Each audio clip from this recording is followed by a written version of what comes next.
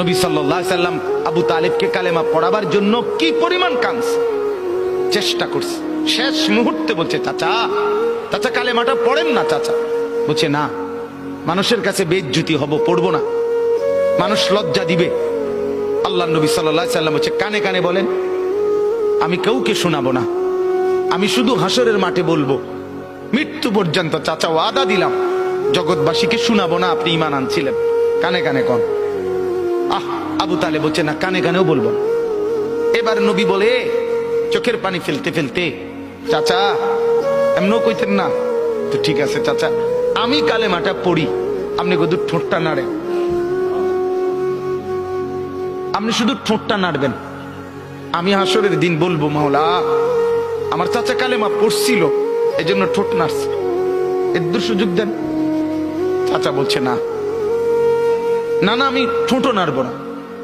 আল্লাহ নবী তখন অঝরে কাঁদতেছিলেন আর চোখের পানি ফেলে বললেন, চাচা আপনি জাহান্নামের আগুনে জ্বলবেন, আমি সইব কেমন? আবু তালেব নাফরমান তখন কি বলছে জানেন? আন্নারু খায়রুম মিনাল আর। মুহাম্মদ, মানুষের কাছে লজ্জা পাওয়ার চাইতে আগুনে জ্বলা অনেক ভালো। বাপ, নিজেদের জিন্দেগিতে একবার ভাইবা দেখেন, আমিও ভাবি আপনিও ভাবেন এমন আচরণ আমার মধ্যে আছে কিনা। 3 দিন ধরে যে বাড়িতে মেয়ের বিয়েতে ছেলের বিয়েতে যে ডেকসেট বাজাইলেন, কারে খুশি করার জন্য?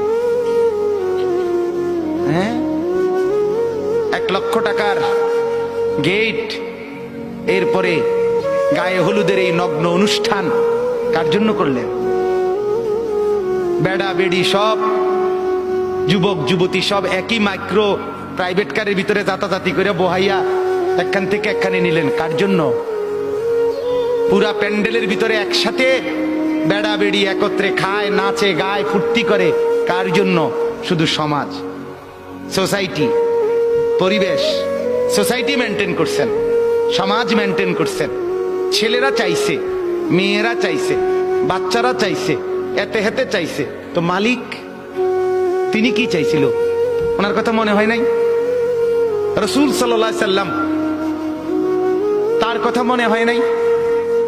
বলেন, কিয়ামতের দিন নবী সাল্লাল্লাহু আলাইহি ওয়াসাল্লামের কাছে কোরআনে আছে, ফাকাইফা ইদা জিনা মিন কুল্লি উম্মাতিন বিশাহিদ ওয়া জিনা বিকা আলা হাউলা'i শাহীদা। নবীকে বলছে আল্লাহ, বন্ধু আপনার উম্মতের প্রত্যেকের আমলনামা আমি আপনার হাতে দেখাবো, আপনার হাতে, আপনার সামনে পেশ করব, আপনি দেখে কথা বলবেন। আমার কাছে সুপারিশ আপনি কইরেন, মানা নাই, কিন্তু আপনি দেখে করবেন। রাসূলুল্লাহ সাল্লাল্লাহু আলাইহি ওয়াসাল্লাম যদি হাসরের ময়দানে এরকম আমলনামা খুলে উল্টায় আর পৃষ্ঠার পর পৃষ্ঠা দেখে ফজর নাই, জোহর নাই, আসর নাই, মাগরিব নাই, ইশা নাই, শনিবার রবিবার, মদ জুয়া, অবৈধ উপার্জন, গান বাদ্য, নাটক, সিনেমা, জিনা, ব্যভিচার, বেহায়া, বেপর্দা সব উল্টায়। আল্লাহ নবী সাল্লাল্লাহু আলাইহি সাল্লাম তখন বলবে, উম্মত কি এটা?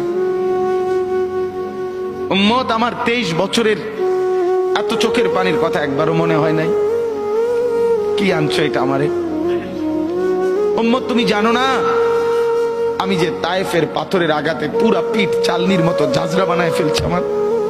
শোনো নাই তুমি?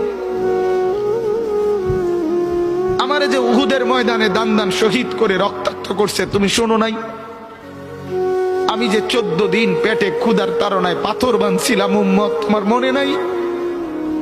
একবারও শোনো নাই আমার ক্ষুধার কষ্ট, আমার পিঠের ব্যথা, আমার দাঁতের ব্যথা, আমার কাঁধে 2টা কড়া ঢুকে গেছে? উম্মত, আমার ঘরে 3 মাস আল্লাহর নবীর স্ত্রী আয়েশা বলছে, আল্লাহর কসম উম্মত, নবীর স্ত্রী বলছে 3 মাস 3টা চাঁদ উঠছে ডুবছে, রাআইনা হিলালান সুম্মা হিলালান সুম্মা হিলালান, 3 চাঁদ 3 মাসে নবীর 9 জন বিবির কারো ঘরে আম্মা জান আয়েশা বলে 1 ফোঁটা চুলায় আগুন জ্বলে নাই। মা আওকাদাত ফি আবিয়াতে রাসূলিল্লাহ নারুন, নবীর একজন বিবির ঘরেও আগুন জ্বলে নাই। আল্লাহ নবীর স্ত্রী আয়েশা একদিন বলছিল নবীকে, পিঠে হাত বুলাইয়া, ইয়া রাসূলুল্লাহ, স্বামী আপনার পিঠ ছিদ্র ছিদ্র কেন? পুরা পিঠ চালনির মতো ছিদ্র ছিদ্র কেন? আপনার কি ছোটবেলায় বসন্ত রোগ হয়েছিল, গোটা হয়েছিল। আল্লাহর নবী চোখের পানি ফেলে বলছে, আয়েশা তুমি জানো না আমার এই পবিত্র দেহে তো কোনোদিন মশাও বসে না, মাছিও বসে না, পোকা বসবে কেমনে? আমার পবিত্র দেহে তো হাঁটলে মেশকের গ্রান বের হয়, আমার পেশাব পায়খানাও তো কোনোদিন জমিনের উপরে 1 সেকেন্ড থাকে না, মাটি ফাঁক করে ভেতরে নিয়ে যায়, সেই আমার গায়ে গোটা হবে কেন? আয়েশা এগুলো আমার তায়েফের পাথরের আঘাতের রক্তের দাগ।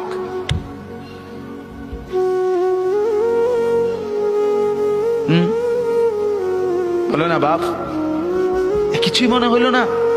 এভাবে ভুলে গেলেন, ভুলে গেলেন? রাসূলুল্লাহ সাল্লাল্লাহু আলাইহি সাল্লামকে একবারও মনে হলো না? আল্লাহকে ভালোবাসেন, নবীকে ভালোবাসেন,